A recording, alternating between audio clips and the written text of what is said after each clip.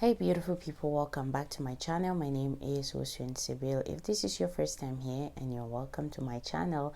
So today I'm talking about an offer letter in UAE. It's a contract form between an employer and an employee, but in UAE they call it offer letter. When a company offers you a job, they give you the contract form and you sign it. It consists of the terms of the contract, how much you'll be paid, your working hours, your allowances. I'm talking about this contract form today, or an offer letter, because I got a question from a subscriber. She was asking what she would do because her contract got finished and the company did not want to settle them.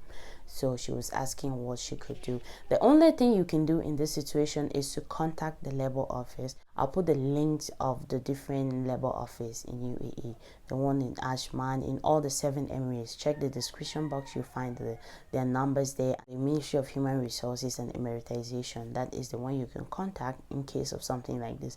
Do not be scared. When you're in a situation like this, it's not in Africa that when you contact, it will not go anywhere. You contact any ministry in UAE regarding your problem, they're going to solve the problem, they're going to follow it up, and they can even find the company. Take your contract form, call the labor office, tell them this is what you signed. This is what you signed for. Your company said they were going to settle you. They said they were going to pay your flight when you finish your contract. They said they were going to do this at the end of your contract, and now they are not doing anything. They'll tell you how to follow up the case. They'll obviously call the company and give them a warning letter and tell them to settle you. I'm sure during COVID the offices were closed, but they were still working online because they were still handling cases online, right? I think the offices are open now. You can even go to the office and drop your complaint, or you do it online. You drop it online and they will tell you when to visit their office. It's just a few companies in UAE that are doing this type of things. Just they're very petty companies that they think that they can take the law into their hands, because most companies they don't do that. Most companies, when you finish, they'll settle you, they'll pay your flight if you're going back to your country. Even if you're not going back, they'll settle you and cancel your visa and the rest, and you'll be done with them. There are companies that they always want to take advantage of their employees, right?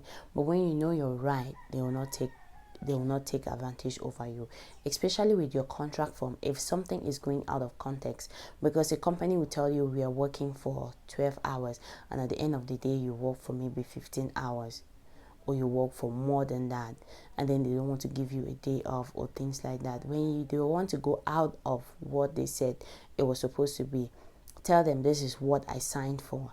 Don't be scared. The thing is, when they think that you don't know, they will take advantage of over you and do very horrible things. There's this company I work with. They said it was one of the toughest company. Nobody ever got their way out of it, but I got my way out of it. I went there, I signed the contract, I worked with them for some years, and then when my contract finished, they said they are not paying flights for people. They are not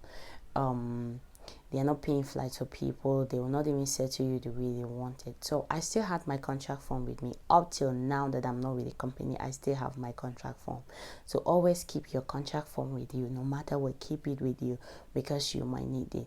So I went to the office, told them I finished my contract, I need my settlement because I want to go back home. I need a flight ticket. So I went there, they calculated everything and said this is your dues for the number of years you've worked with us. I told them this is not what I signed for. We went there, I calculated everything, and they added my dues, right, for the number of years that I worked with them. And they said no, we are not paying flight tickets for people because COVID came. And then I was like, no, this is not what I signed for. I still went to them with my contract form. I told them before I signed this contract, I even mentioned the name of the guy who gave me the contract. Most of them, they were new. I said, this guy, before I signed this contract, he said this is the number of hours I was supposed to work, this is how it was going to be when I finished my contract. So they gave me my dues, they paid my flight ticket. I went there, I talked to them boldly. Always make your point. You're not going there to scream at them. No, talk to them in a way that they will understand that you're an educated person. You know you're right, you know what you're doing. Because if you go there, you're scared and they say, no, we are not doing this, and you just stay back. No, we are not doing this, and you just stay back. You lost everything. Okay, I can work in the most awful condition and I will still get my way out of it. They say you're not having a day off. They were not giving no day off. I'm like, who can work without a day off? I always tell them I need a day off because that is what I signed for.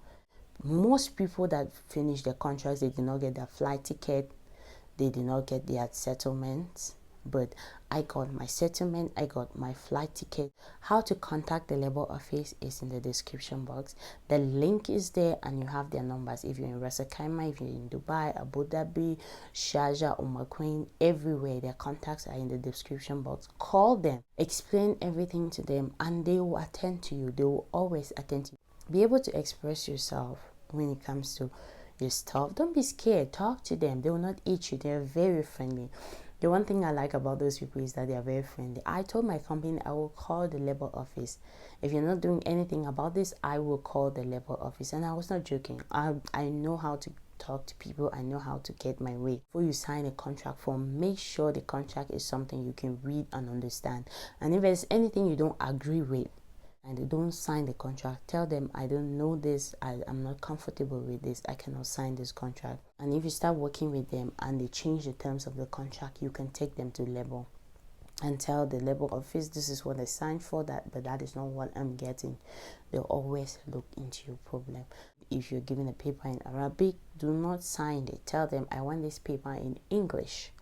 Okay, because the companies that want to play over you, they'll tell you to sign in Arabic. Maybe you don't understand what you're signing, and then you go sign a contract that you don't know.